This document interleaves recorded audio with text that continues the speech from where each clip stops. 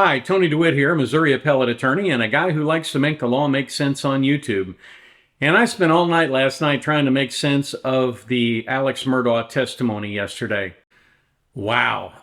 So let's go down to the beach and discuss that.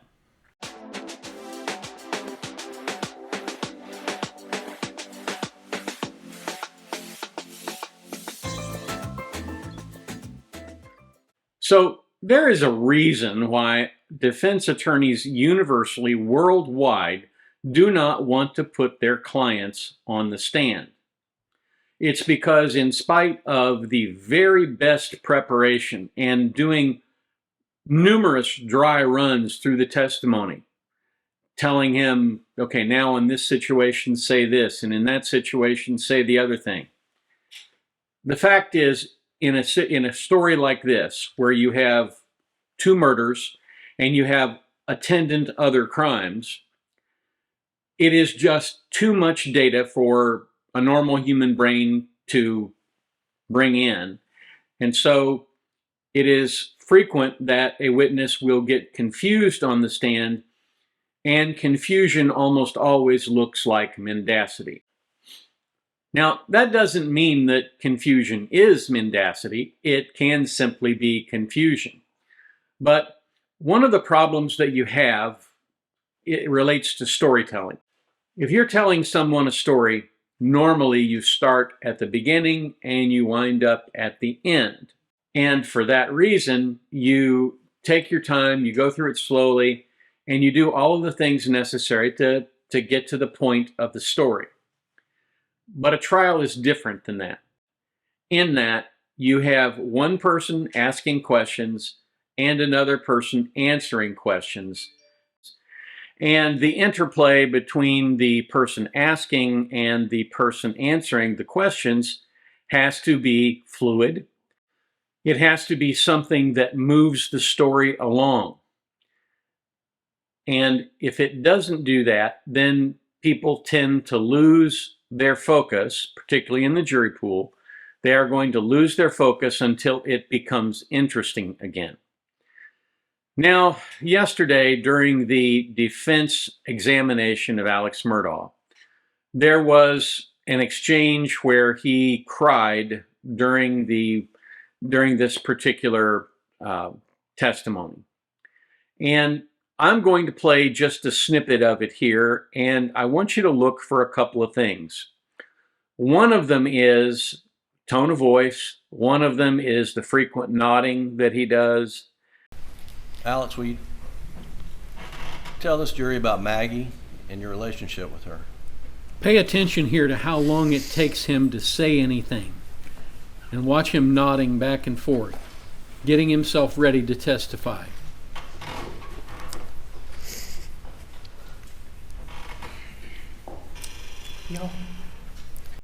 I blew up the images from the cross-examination and from the direct examination, and I looked very carefully to see if there was any moisture underneath here or on his hands. And even though he does this, and he cries, you never see any tears. It's much like what you saw with Amber Heard. She got up on the stand and testified and cried, but there were never any tears. You could never see any moisture. I've had an opportunity now to go back and look at the video of him crying during his direct testimony. And he's talking about his wife and his son. And I believe most of the emotion that he was putting forth for the majority of that testimony was not real emotion. I think it was contrived. But I do have to give him credit for at least crying, and at least actually crying. When I first looked at that, I wasn't sure that he was crying. In fact, I was pretty sure he wasn't crying. But then in this clip right here, you can see that he wipes his nose. And then if you actually look at the stills of the frames where he is talking, you can start to see some mucus drip down from his nose, which he wipes then with a tissue. I think that's important because I think it demonstrates that he does have at least some emotion related to the death of his wife and son. He's talking about his son there, not his wife, and he's crying about his son. It is completely possible and consistent with the state's theory that he could have killed his son and feel great remorse for that, overwhelming remorse, but still not be willing to take accountability for it. And that's where I think we are here. If my wife and child were murdered and I had to recount that, I would be bawling like a baby.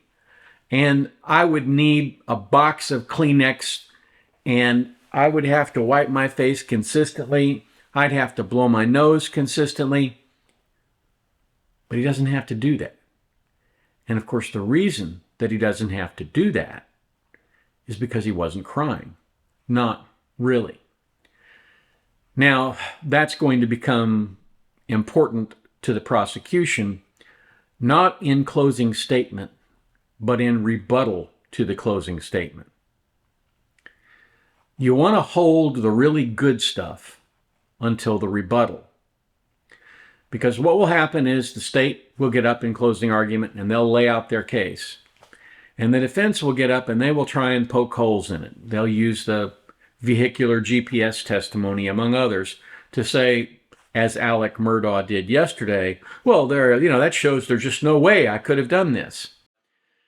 The defense is going to attack on points like that. That was the point of my issue with regard to the GPS. The defense is going to attack on that. As a prosecutor, as a trial attorney, you don't ever let the other side set the tone of the argument. If they have problems with the GPS data and they supposedly say, well, it wasn't released until much later, we didn't have time to prepare for it, all that stuff, well, that's fine. But the fact is, the GPS data is what the GPS data is, and it is not completely exculpatory no matter what Mr. Murdaugh claims. My guess is, if I had to guess, that it probably is explainable in some way by someone who knows what the truth is. And my guess is that person is Alex Murdaugh. But basically what happens in a situation like this is after the defense only gets one shot at closing argument. They get up and say, they didn't prove this, they didn't prove that, they didn't prove the other thing. They proved he's a liar, they didn't prove he's a murderer. And proving that the person is a liar but not a murderer is a defense strategy that worked for Casey Anthony. I do not think it is going to work for Mr. Murdaugh here, simply because he lied to the police. He lied in the interview with the agents at the time they were talking to him on the ground after the murder. He admitted he lied, and he blamed that on some kind of drug-fueled paranoia. But in the Snapchat video of the tree and in the video where you hear his voice, you don't hear his speech slurred, or I should say there are just no outward indications that he had been taking drugs at that point. And while people do build up a tolerance to these drugs, and that tolerance can be toxic, and yes, sometimes it can fuel paranoia, but if he really didn't have anything to hide, he could easily have said, I came down here with him, everything looked fine, I went up back to the house, and I took a nap, and when I came back, they were dead. He could have been honest up front, but he wasn't. The prosecutor is going to point out all of the lies related to the murder. The idea that after the murders and after all of his financial misdeeds were caught, he decided to have somebody kill him. And yet the narcissist in him wouldn't allow him to actually get himself killed. He basically got a graze wound on his scalp and supposedly a skull fracture. But in terms of being shot in the head, it was a pretty mild case of being shot in the head. So you hold all of that until rebuttal, and then you lay it out. And I think that's probably what's going to happen. Now, the other thing that you should probably look at when you look at all of his testimony is when he is talking with his counsel, he's doing this. He's nodding back and forth, and he's nodding his head a lot. And, he's turned, he's kind of leaned forward as if he's engaged. But when, and his forehead is blank, there's no stress showing. But when the prosecutor is prosecuting and cross-examining him, strike that. When the prosecutor is cross-examining him, his posture is completely different and he's on guard. And he won't answer a simple question. Probably the most telling portion of the cross-examination yesterday was when he said, well, tell me about one time when you lied to these people and stole their money. And he said, well, I did have lots of conversations with these people, but I can't tell you that I sat across the table and looked in the eye.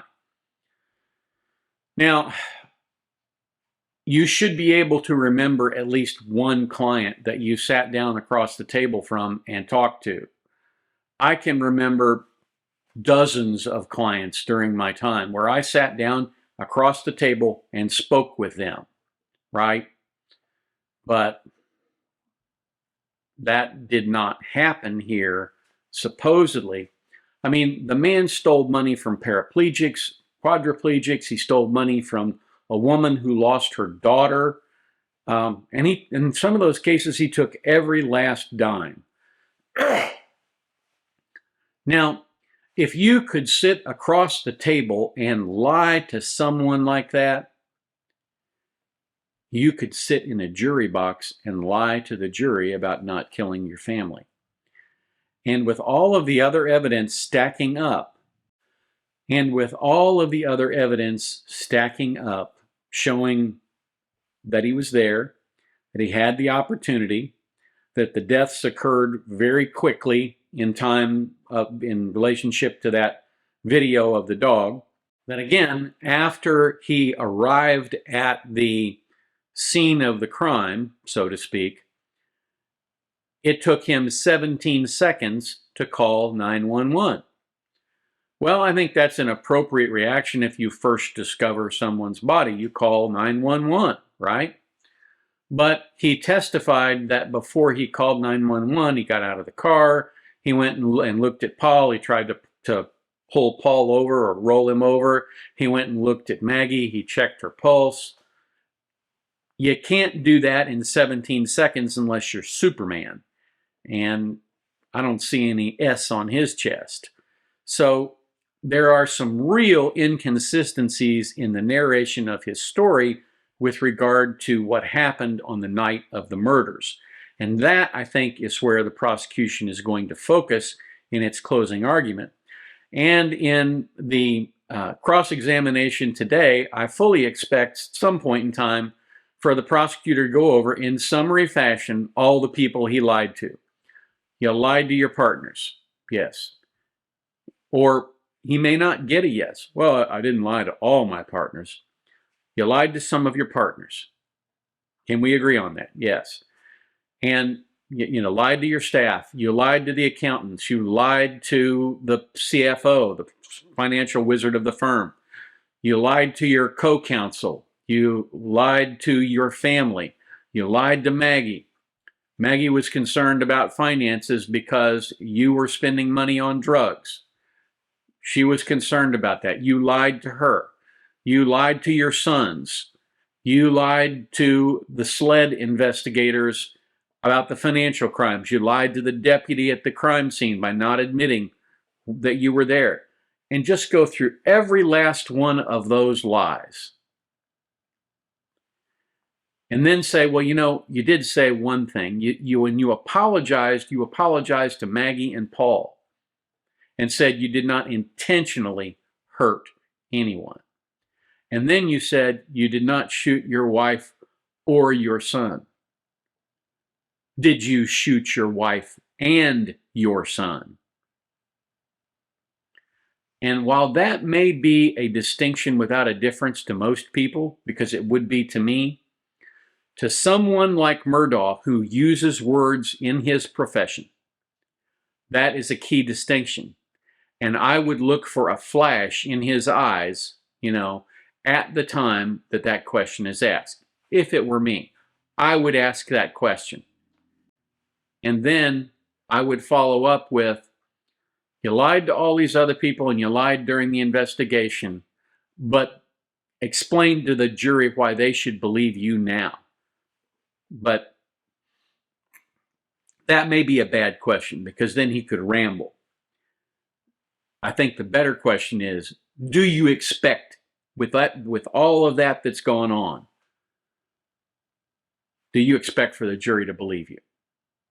Because that's a yes or no question. And I think that's really the heart of this case. It'll be interesting to see where this goes.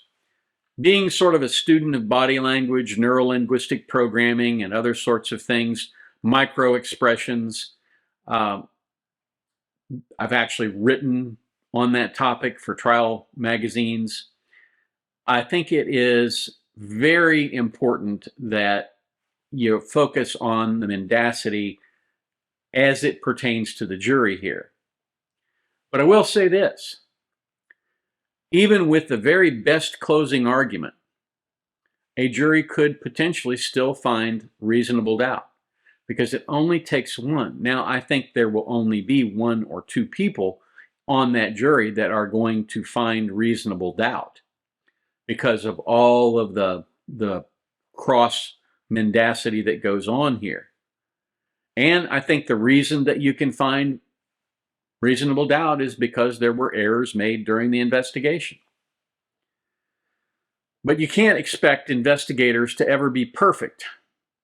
And I think that also has to be somewhat of a theme on closing because the defense has made such an issue of it. We'll see where this goes today. I'm really interested to see what happens, and I will, of course, be talking about the verdict later. Thank you so much for watching. If you have any questions or comments, please leave them down below. Otherwise, like, share, subscribe, and I will catch you on here next time. Thanks for watching.